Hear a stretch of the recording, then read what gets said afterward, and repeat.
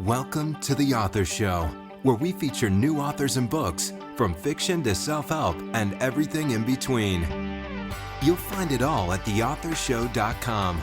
That's theauthorshow.com. And now let the show begin. Hello and welcome back to the show. This is your host, Don McCauley. Today we're welcoming to the program author L.D. Wenzel, and he is the author of A Witch in the Wardrobe. Before I bring in today's guest, a quick reminder that selected interviews are available at our website, as well as on major platforms like Amazon Music, Google Podcasts, Spotify, Pandora, and many more. LD, how are you? I am fine, thank you. Well, tell us a little bit about yourself, please.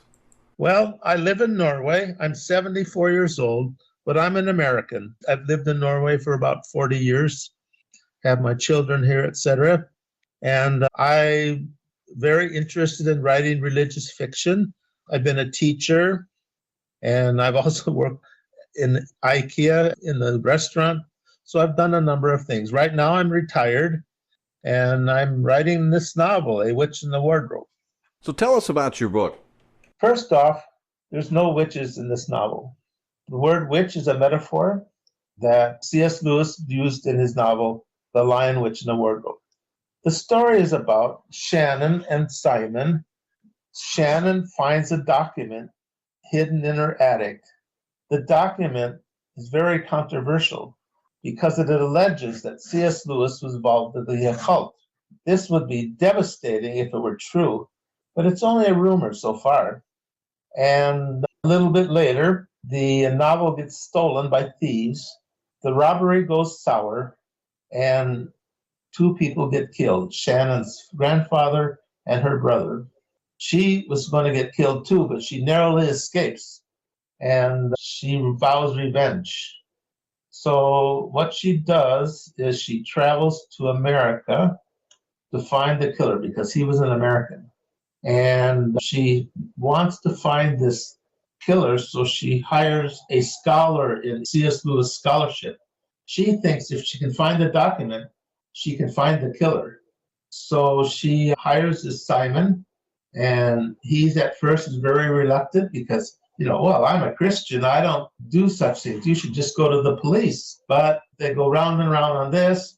He finds her very attractive, and against his principles, he joins up with her, and they go out on this manhunt to find the killer and to find the document. Now, who did you write your book for specifically? Who's your target audience here? I'm writing mostly to people that are familiar with C.S. Lewis. Now, he's more than just a children's writer. He wrote many adult books and fiction, and my book also is an adult book. It's not made for children. There's violence in it. There's some killings. It's a thriller. As you know, thrillers are not children's literature. It's not a feel-good book. And so I'm primarily reaching out to readers of C.S. Lewis. I'm being provocative because they're not used to this type of literature. Because it's a thriller, I hope to reach people who like thrillers, and that's a target audience. People who like religious fiction would be also interested in my book. So, could you say there's any type of central message or perhaps underlying theme that you would say runs throughout your book? There's two levels to this book. First, there's the story of Shannon and Simon, who are out after this book. They're going here and there, they're going to all kinds of troubles. That's pretty much just an adventure story. So it's not really a message there, but because C.S. Lewis is kind of a backdrop to the novel, they're always discussing him, they're always fighting about him, and there's different people that have different opinions on him. So one thing I would like to say is that C.S. Lewis had connections. He had friends who were in the occult. He had leanings towards the occult, but he was not in the occult himself. He was just an ordinary Christian, Orthodox Christian. But Christians, I think, tried to sweep this under the rug, that he had these connections. And this is what I'm writing about. So this is the message I think I would like to get to readers. Another message is that I'm kind of put out by how C.S. Lewis fans, it's almost like a celebrity cult, that C.S. Lewis this, C.S. Lewis that.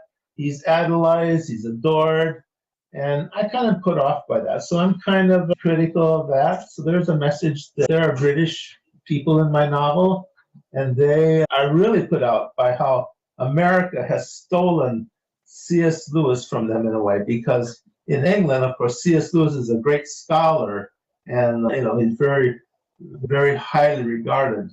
So if you had to choose, what would you say is the single most important idea you're sharing in your book that's really going to add value to the reader's life? Well, I met a lady who read my novel, and she said, well, I really would like to get to know C.S. Lewis better now that you've written about him. That's kind of like what I hope to do. I feel that he's a very interesting character, this C.S. Lewis guy, and between all the fighting and arguing about him, this comes forward that C.S. Lewis had a very interesting life. He had a very dynamic life, and this occult attraction, I think, is kind of threatening, and yet it shouldn't be, because it's just a rumor. So if you were asked to compare your book with any book out there we might already be familiar with, which book would it be and why? Well, that's an easy one. It would definitely be The Da Vinci Code by Dan Brown. Now, whether or not you liked his book or not, you have to admit that he was a master of the thriller genre and was very successful. Now, there are several things that I can be compared to. Number one, he was a very religious writer. I mean, the Da Vinci Code is a very religious book. All the characters, most of them anyway, are very religious, and they're very interesting. Another aspect is that in Dan Brown's book, Mary Magdalene isn't a character in the novel, but she's like the central figure. I mean, all the controversies and conspiracies are built around her and her story.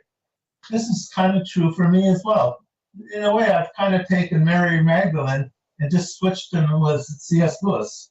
And so C.S. Lewis is not a character in the novel. He's been dead for many years, but his legacy is what I wanted to talk about in that way. And another aspect of C.S. Lewis, with Dan Brown, is that Dan Brown's novel is very improbable.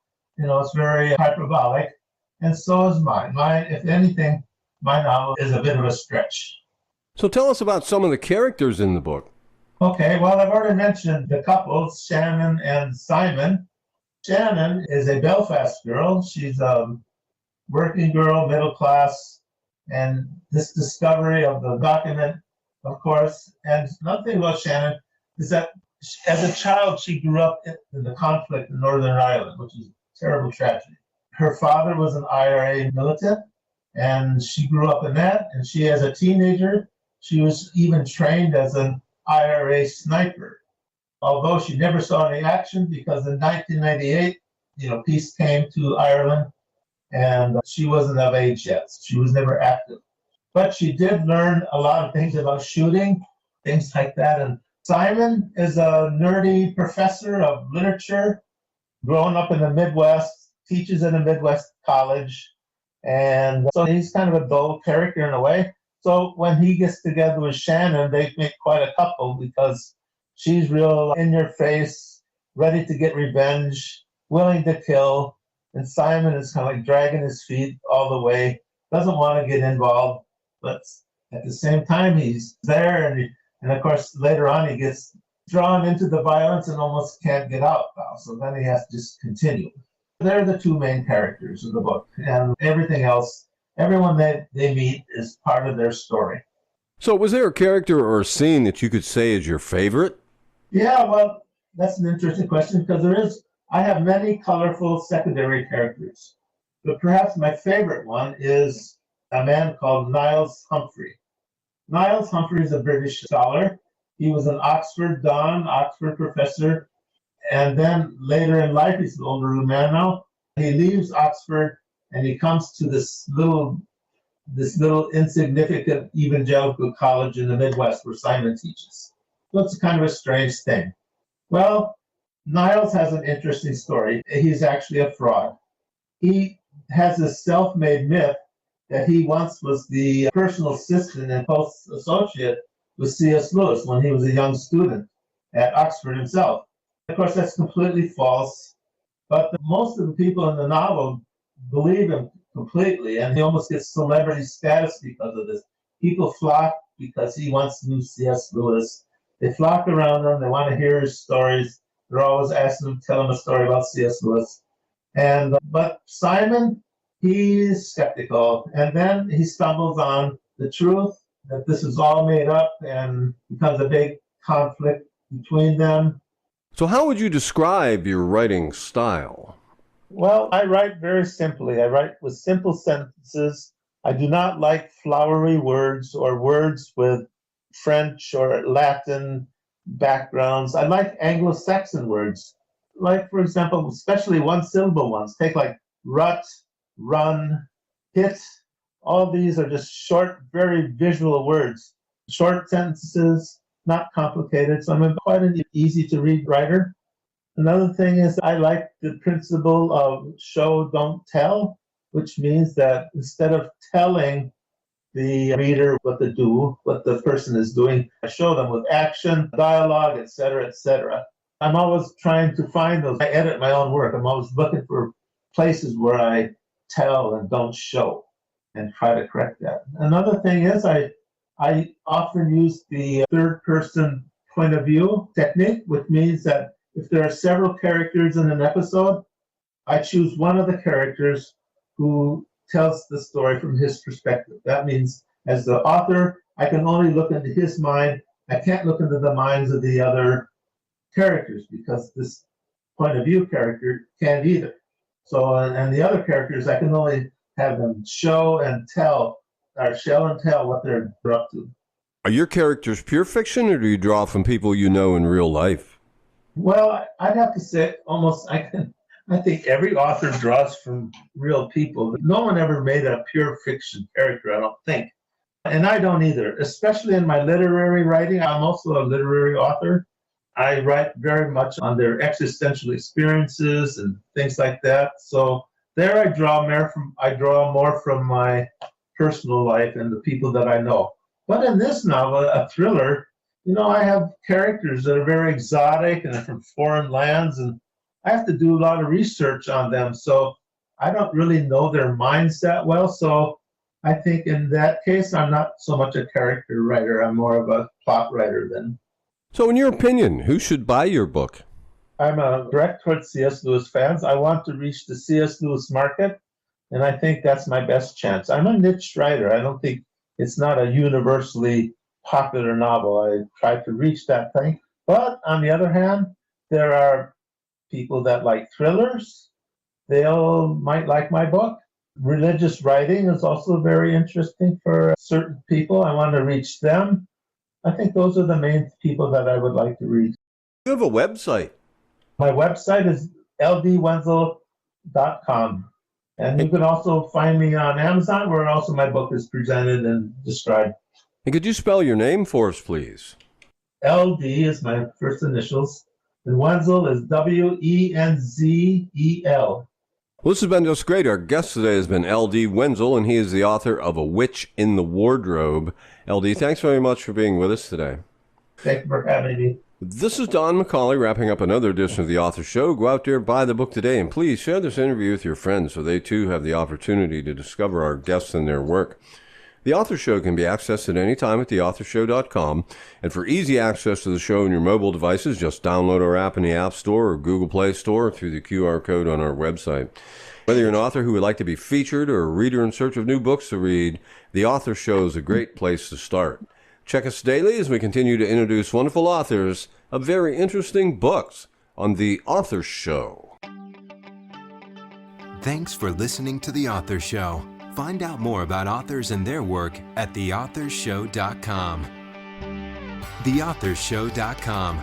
Tune in next time to another great author on The Author Show.